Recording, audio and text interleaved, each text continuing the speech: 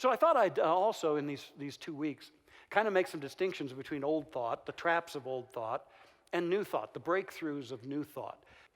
Old thought is that humanity is essentially and incurably fragmented, self-centered, and hostile.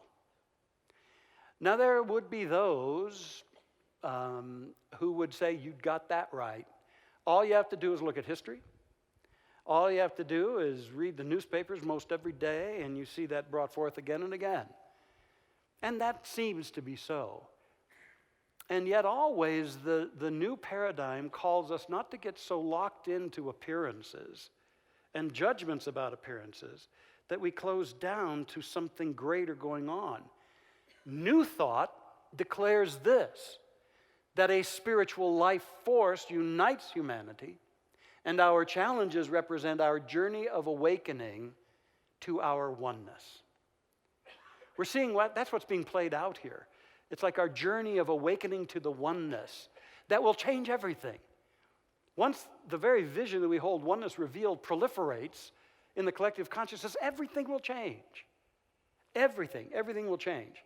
And so we're called to live and learn about oneness and stand in that space, even when the opposite of that is playing itself out. Here's another old thought that I think it's important to be aware of, and that is that humanity's challenges are so great that the individual has little power to make a difference. And again, there would be those who would say, well, that's self-evident. Well, that's just too big. There's too much going on, too many power structures that are running the show. Who am I to really do anything? But new thought says this: every person possesses the sacred power of choice. And we can all choose to build and demonstrate a consciousness that produces good, promotes oneness, and manifests our best self for the good of all beings. Isn't that powerful? That's what we stand for. You know, it's so easy to get discouraged and to hide one's light. But you have the power to choose and to develop a consciousness that makes an enormous difference. Because remember, in this oneness, what you do in your awareness in this oneness affects the whole of it.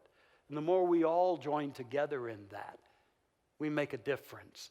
Now, we're not here then to attack anybody, to dominate others. What we're here to do is to be a living example of something higher, to become living examples of compassion, living examples of kindness, living examples of creative awareness, thinking beyond the box, and birthing what could be in our lives. Now, I tell you what, Mile High Church is a wonderful spiritual center, has been and always will be. We teach this wonderful, rich teaching, and we're dedicated to the spiritual experiences that set us free. And we are dedicated to being a more engaged spirituality, moving out into the world and also addressing some of the social justice issues that need to be addressed. Because as we teach oneness, we have to make distinctions about how oneness isn't being revealed in certain areas of inequities or injustices or discrimination. And we don't do this to attack anybody. We don't have a sense of opponents out there. In fact, we're dissolving opponents in the sense of oneness.